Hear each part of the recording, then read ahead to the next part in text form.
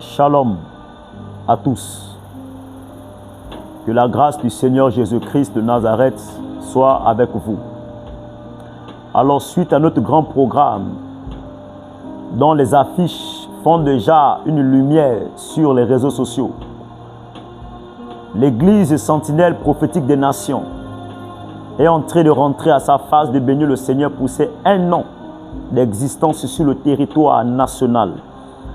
Et nous voulons bénir fortement le Seigneur pour sa grâce, pour tout ce qu'il a eu à faire. Il y a beaucoup à dire durant ces 1 an, parce que nous avons vu la main de Dieu. Nous avons vu les gens être guéris. Nous avons vu les gens retrouver le chemin. Et nous avons exercé le prophétique sous l'influence du Saint-Esprit. Nous avons vu les malades être touchés.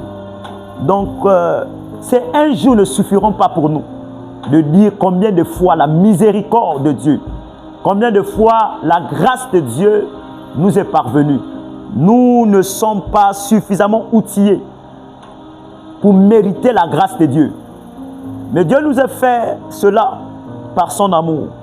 C'est ainsi que nous organisons ce grand programme qui aura lieu le 28.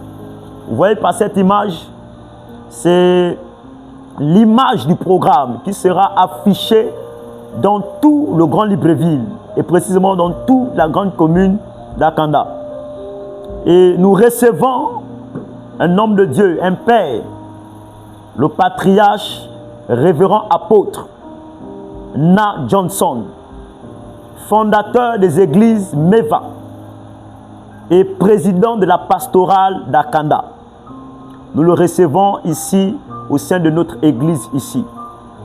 Donc nous lançons un vibrant appel à toute notre connaissance, amis, frères, fils, filles dans le ministère, partout où vous trouvez. Nous croyons que tous ensemble, Dieu va nous rassembler pour élever une voix de reconnaissance et une adoration de reconnaissance. J'aimerais terminer avec la thématique de ce programme. Vous voyez, la thématique est intitulée « Le feu pour la prochaine saison ». Les amis, il y a des choses qui ne se racontent pas. Il y a des choses qui ne s'historisent pas. Il faut les vivre de manière authentique.